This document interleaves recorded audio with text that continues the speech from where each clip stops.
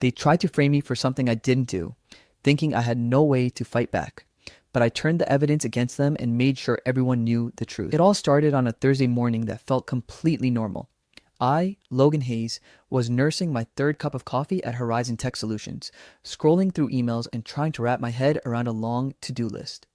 Everything seemed routine until I noticed a message from HR titled, "Immediate Attention Required, Data Breach Investigation." At first, I thought it might be some standard cybersecurity drill, but then I saw the sender, Rachel Sterling, and that's when the pit in my stomach turned into a full-on ice bath. Rachel was one of those people who smiled too perfectly, whose compliments always felt rehearsed, and whose kindness carried a subtle edge of danger. She'd wanted my job, or at least she wanted me out of the way, since day one. The email claimed that sensitive company files had been leaked to a competitor, and shockingly, all the evidence pointed directly at me. My computer had supposedly accessed restricted directories at odd hours, files had been uploaded to a personal cloud account, and my login credentials were somehow compromised. I stared at the screen frozen. My hands hovered over the keyboard. None of it was true. I hadn't even been near those directories in weeks, but the attached logs and screenshots looked real, too real. I could feel the walls of my office closing in. Panic threatened to take over, but I forced myself to think clearly. The first step was obvious. I needed allies. I sent a quick text to Dylan Reed, my best friend since college and a forensic whiz, and another to Sienna Cruz, a hacker I'd met at a tech conference who had a knack for tracking digital footprints. Within an hour, we were meeting at a quiet cafe a few blocks from Horizon Tech, laptops open and coffee in hand. Dylan's brow furrowed as he skimmed the screenshots. They made a lot of mistakes. Whoever did this didn't think someone would check the metadata. We can track timestamps, IP addresses, server logs, stuff they overlooked. Sienna smirked and tapped away at her laptop. Yeah, and you know me, I can trace anything digital. Let's see who really did this. We dug in. Hours passed in a blur of code, metadata, and analysis, and slowly the truth began to reveal itself. Rachel had used a proxy server to mask her activity, uploaded files with fake timestamps, and somehow tied the activity to my credentials. The audacity was maddening, but the carelessness in the details gave us a lifeline. By midnight, we had enough evidence to start piecing together a timeline of her deception, but I knew I couldn't just walk into HR and say, "She did it." Rachel had influence, and she'd already planted seeds of doubt. If I wanted to survive this, I'd have to outsmart her. As I walked home that night, my mind raced. I kept replaying every interaction I'd had with Rachel over the past months, every subtle shove and sly smile. She was clever, but I was smarter, and I wasn't going to let her destroy me. That night, I made a silent vow. If Rachel wanted a battle, she was going to get one. But this wouldn't be a fight fueled by anger. This would be precision, patience, and proof. And most importantly, I was going to make sure everyone knew the truth. The next morning, I showed up at Horizon Tech with a calm exterior, but my mind was racing. Everyone looked at me differently now, some with suspicion, some with sympathy, and some, I knew, with quiet amusement. Rachel greeted me with that same polished smile as if nothing had happened, and I felt a pang of anger. She thought she'd won, but she hadn't. I spent the morning pretending to review my usual projects while secretly digging deeper into the evidence against me. Dylan and Sienna were working remotely, feeding me updates and pointing out inconsistencies in Rachel's setup. It was like a digital crime scene, and every piece of fake evidence she'd planted was leaving fingerprints. By noon, I had a breakthrough. A series of emails supposedly sent from my account had metadata that didn't match my usual activity. The timestamps were off by a few minutes, the server routes didn't line up, and the IP addresses traced back to a location I had never been. "This is it," I whispered to myself. "This is how she slipped up." I sent screenshots and notes to Dylan and Sienna. They confirmed what I was already seeing. Someone had gone to great lengths to frame me, but they weren't careful enough. The logs, while convincing at first glance, were inconsistent in ways only someone familiar with network forensics could spot. Over the next few days, I stayed late at the office, poring over every access log, cloud storage record, and email header. I started compiling a timeline of the supposed breach, then overlaid it with my actual activity.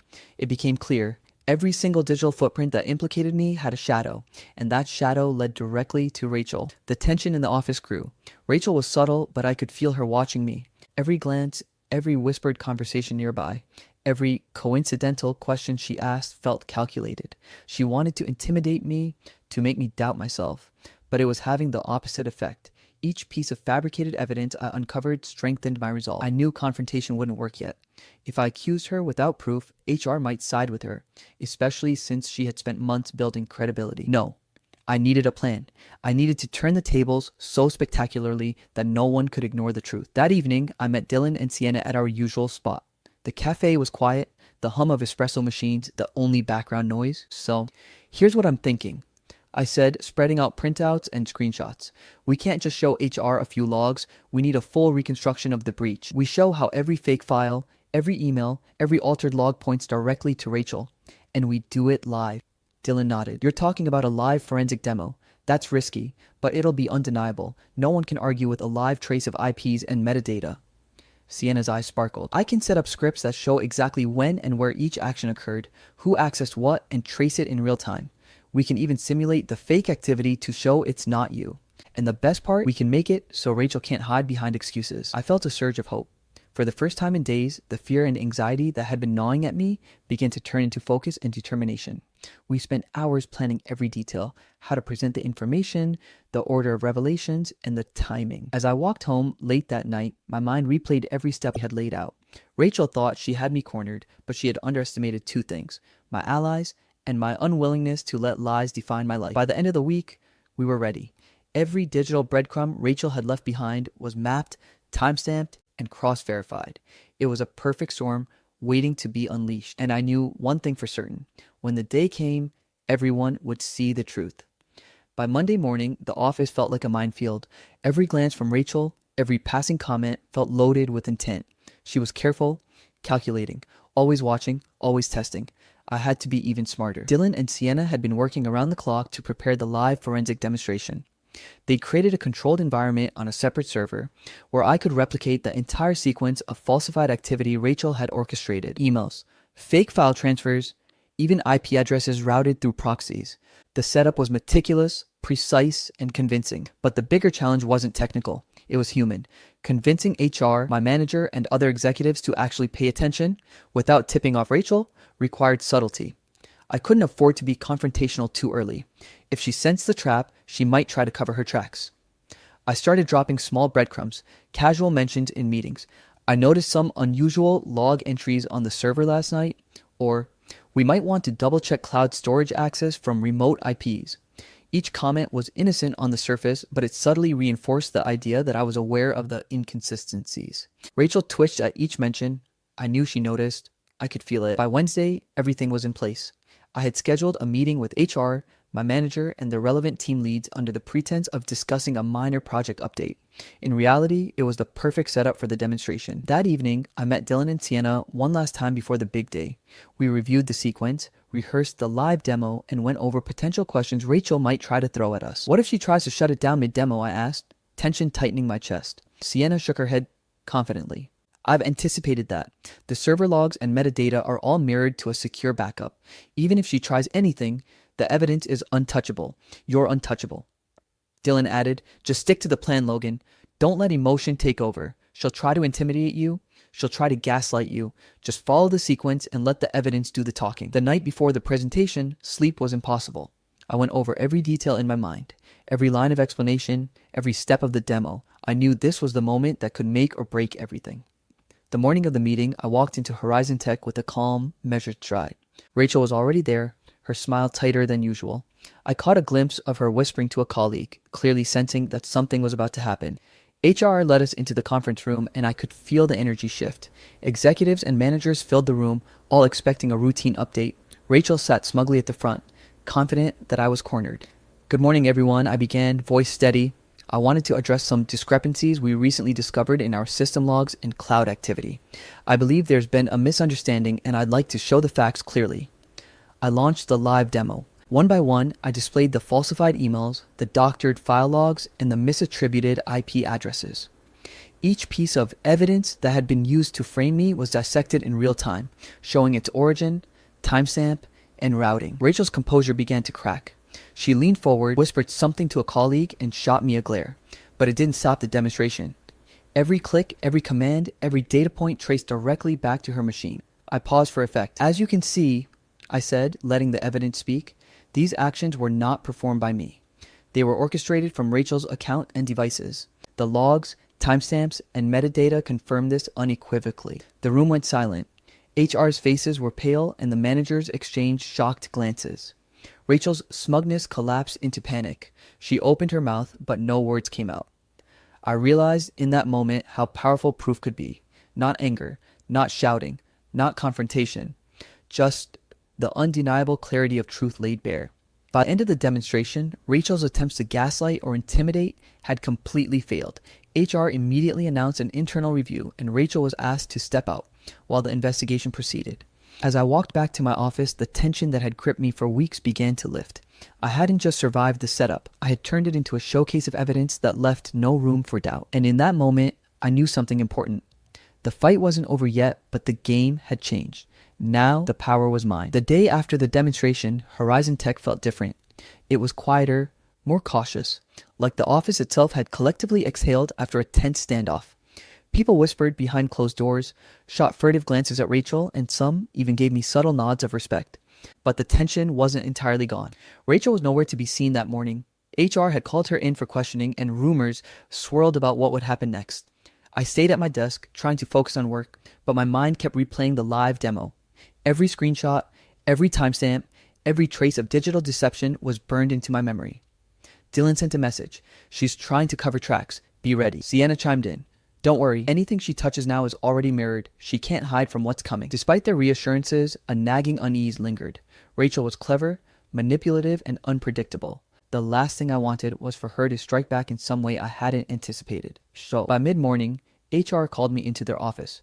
I walked in, keeping my expression neutral. The room was empty except for Janet, the HR director, whose stern gaze softened slightly as I sat down. Logan, she began, we've reviewed the evidence you presented yesterday. It's thorough, undeniable, and frankly impressive. We've suspended Rachel pending a full investigation, and we're taking steps to ensure this situation doesn't happen again. Your name is cleared. Relief washed over me, but I stayed composed. Thank you, I said. I just want to make sure the truth is out there and nothing like this happens again. HR nodded. We'll also be looking at policies to prevent internal manipulation of digital systems. You've highlighted some serious vulnerabilities. As I left the office, I could feel a weight lifting off my shoulders, but the day was far from over. Around noon, Rachel returned, only to be escorted by security. Her face was pale, her confident facade shattered. Whispers followed her everywhere she went. Some coworkers avoided eye contact, others barely concealed smirks. I stayed focused on my work, but I could feel her glances. Sharp, calculating, full of silent fury. She was already plotting something. I was sure of it. That afternoon, I received a message from Sienna. She's trying to dig up old logs and emails to fabricate something else. Be careful, I sighed. Rachel's desperation was predictable. People who build their schemes on lies often overextend themselves when exposed. I reviewed our own mirrored backups, making sure nothing she could manipulate would stick. Every file, every log, every trace she might try to exploit was secured. By late afternoon, the HR investigation began in earnest. Rachel was questioned for hours, her excuses unraveling under scrutiny. Emails she had sent to manipulate logs were traced back to her, timestamps contradicted her claims, and proxy usage revealed her attempts to cover her tracks. Word spread quickly. By the end of the day, most of the office knew what had happened. Rachel's attempt to frame me had failed spectacularly, and her credibility was in ruins. Still, I didn't celebrate. Instead, I focused on finishing the projects Rachel had tried to sabotage and making sure Horizon Tech's systems were more secure than ever. There was a strange satisfaction in restoring order after chaos, but I remained vigilant. That evening, Dylan and Sienna checked in one last time before the weekend. She can't touch you now, Dylan said. Everything is documented, everything backed up. You're untouchable in this, Sienna added. And if she tries anything else, we'll know immediately. You turned the tables brilliantly, Logan. For the first time since the accusation, I allowed myself a small smile. The battle was far from over, but I had proven something crucial. Lies and manipulation could only get so far. The truth, when presented with clarity and precision, would always prevail. And as I left the office that night, I felt a quiet sense of victory. Not just over Rachel, but over fear itself. I had faced the impossible and turned it into my advantage. And this was only the beginning. By Monday, the tension in the office had reached a new level. Rachel Sterling, once untouchable, was a shadow of her former self. Her smug confidence had evaporated, replaced by frantic whispers and stolen glances. I could feel her presence everywhere, even when she wasn't in the same room. I knew better than to underestimate her. People who build their schemes on lies often double down when cornered. And Rachel was no exception. That morning, Sienna sent me a warning. She's trying to dig through archived emails and system logs. Looks like she wants to fabricate another angle to pin this on you. Be careful. Don't touch anything she could manipulate. Dylan and I spent the next few hours cross-checking backups, verifying every record, and tightening our digital defenses. Every email, every file, every timestamp was mirrored and secured. I wasn't leaving anything to chance. Meanwhile, Rachel was making moves of her own. I noticed subtle disruptions in workflow, files accidentally misplaced, messages sent to wrong recipients, and one suspicious attempt to log into a restricted server. HR noticed too and immediately flagged the activity. Rachel's desperation was becoming her undoing. By mid-afternoon, I realized the time had come for a more proactive approach. Sitting down with Dylan and Sienna at the cafe, I laid out a plan. "We've documented everything," I said. "But waiting for HR to act isn't enough. She's clever and she might try something bold before the investigation concludes. We need to expose her fully, make it impossible for anyone to doubt the truth." Sienna nodded. "I can prepare a comprehensive report showing the full chain of events, her emails, her IP routing, the altered logs. We can even map her attempts to manipulate additional evidence. It'll be airtight," Dylan added, "and we can schedule a final review meeting with HR and the execs. We'll present the entire timeline, showing her strategy and how it failed. No one can deny it, and she won't have any escape." I spent the evening refining the presentation. Every manipulated file Rachel had touched, every attempt at gaslighting me, every fabricated email, everything was documented with timestamps, IP traces, and metadata. By the time I finished, it was a digital paper trail that left no room for doubt. The next day, I walked into Horizon Tech with purpose. Rachel was already there, flanked by HR and security. Her attempts to maintain composure were failing. I could see her jaw tightening, her eyes darting nervously. "Good morning," I began, projecting calm authority. "Over the past week, we've uncovered the full extent of the attempted data breach and the manipulations involved. I'd like to walk you through the evidence. Step by step, I laid out the chain of events. Every file, every email, every IP trace was shown in chronological order. Dylan and Sienna had made it visually clear, a map of the digital deception that left Rachel's actions undeniable. As the presentation unfolded, Rachel's confidence crumbled. She attempted to interject, but every claim she made was immediately countered by the documented evidence. HR, initially polite but distant, leaned forward, taking notes, eyes widening as the scope of her manipulation became clear. Finally, I revealed the kicker, a simulation showing that all the supposed activity linking me to the breach originated from her machine. The silence that followed was deafening. Rachel's mouth opened, closed, and opened again. No words came out. By the end, HR was resolute. Rachel was terminated, her reputation destroyed, and the incident became a case study for internal security. My name was not only cleared, but restored with credibility and recognition. As I walked back to my desk, a strange calm washed over me.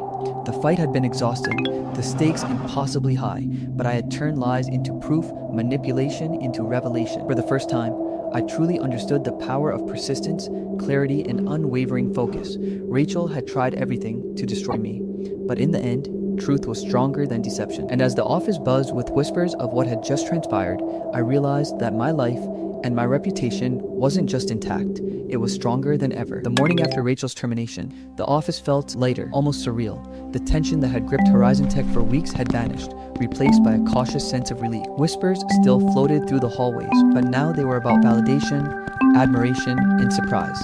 About the fact that someone had finally exposed Rachel Sterling's elaborate lies. I sat at my desk, sipping coffee slowly, letting the moment sink in. My inbox had exploded overnight with messages from colleagues, some congratulatory, some apologetic for doubting me, and others quietly acknowledging that they'd suspected Rachel's manipulations but felt powerless to act. Dylan shot me a text. "You did it. You turned the impossible into evidence. Proud of you." Sienna added, "Told you, Logan, lies crumble under the weight of truth. You just proved it." Even with their reassurances, I had to process everything. Weeks of stress, anxiety, and sleepless nights had taken their toll. The framing, the uncertainty, the constant watching my back, it had left me drained. But now I could breathe again. HR called a meeting to formally close the investigation. I walked in alongside my manager, who greeted me with a firm handshake and a look of genuine respect. "Logan," she said, "we want to acknowledge not only your professionalism, but the clarity and courage you demonstrated throughout this process. You've set a standard for integrity and persistence. Horizon Tech is lucky to have you." I nodded, feeling a quiet pride. It wasn't just about clearing my name, it was about reclaiming control over my life, proving that I wasn't someone who could be easily destroyed by lies. Over the next few days, I began rebuilding the professional relationships that had been strained during the incident. Coworkers who had been hesitant to trust me now approached me openly. Some even asked for advice, curious about how I had uncovered Rachel's deception. I realized that the ordeal, though painful, had transformed the way people saw me. I was no longer just another employee. I was someone who had stood firm, strategically, against manipulation and deceit. Meanwhile, Rachel's actions had repercussions far beyond her termination. The internal audit revealed the full scope of her manipulations, and the company decided to implement stricter digital security measures informed by the mistakes she had exploited. Her reputation within the industry took a significant hit, and whispers of her misconduct spread beyond Horizon Tech. Despite everything, I tried to focus on the positive. I reconnected with my personal routines, running in the mornings, catching up with friends, and finally allowing myself to sleep without anxiety gnawing at the edges of my mind. The stress of the false accusation began to fade, replaced by a renewed sense of confidence and clarity. One evening, Dylan and I met at our usual cafe to decompress. "You handled that like a pro," he said, shaking his head in disbelief. "Most people would have cracked under pressure. You didn't just survive, you exposed everything perfectly." I smiled faintly. It wasn't easy. I still can't believe how far she went to try and ruin me. But I guess I needed to see it to understand what I'm capable of when pushed to the edge. Sienna chimed in over a video call. "And now you've got a story no one can touch. The truth doesn't just clear your name, it gives you power. You used it wisely." I leaned back, letting their words settle. The ordeal had been exhausting, terrifying, and infuriating, but it had also taught me something invaluable. Perseverance, patience, and clear thinking could turn even the most desperate situations into triumphs. As the sun set over the city skyline, I realized that the chapter of fear and uncertainty had closed. In its place was a chapter of clarity, respect, and personal growth. I had survived, yes, but more importantly, I had emerged stronger, wiser, and more confident in my ability to navigate the challenges life threw at me. Rachel Sterling had tried to destroy me, but in the end, she had only proven how much stronger I was than she had ever imagined. Weeks had passed since Rachel Sterling's termination, and the office at Horizon Tech had slowly returned to a sense of normalcy. Yet for me, Logan Hayes, life felt different, lighter, sharper, and more in control.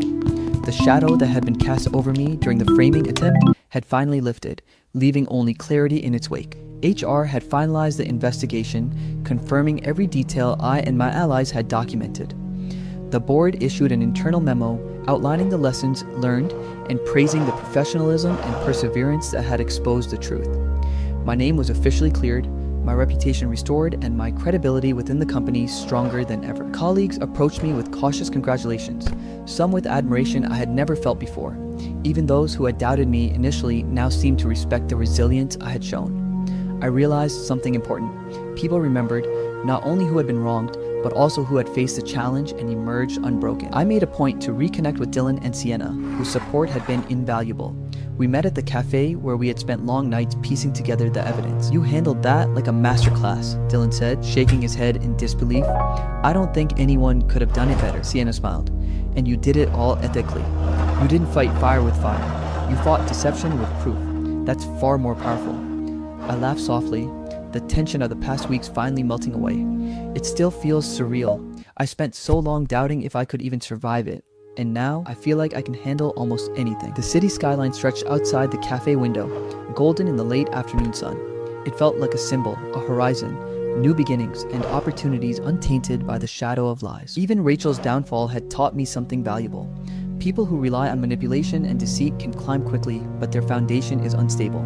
Lies eventually crumble, and when they do, the truth shines even brighter. Back at Horizon Tech, I focused on rebuilding the projects Rachel had tried to sabotage. I implemented stronger security measures, trained colleagues on best practices, and shared insights from the ordeal to prevent future incidents. In doing so, I realized that my victory wasn't just personal. It was professional, impactful, and lasting. Months later, when I looked back on the incident, I didn't dwell on the fear or stress. I remembered the lessons. Perseverance, patience, and unwavering adherence to the truth can turn even a desperate, near impossible situation into triumph. I had been framed, threatened, and underestimated, but in every way that mattered, I had won. And that victory wasn't just about Rachel or Horizon Tech. It was about me, Logan Hayes, learning that when the world tries to pull you under with lies, you can rise higher by standing firmly in the truth. I had faced the impossible, navigated the deceit, and come out stronger, smarter, and unshakably confident. The storm had passed, but the lessons it left behind would guide me forever. Truth, as it turned out, wasn't just a defense, it was a weapon. And now, everyone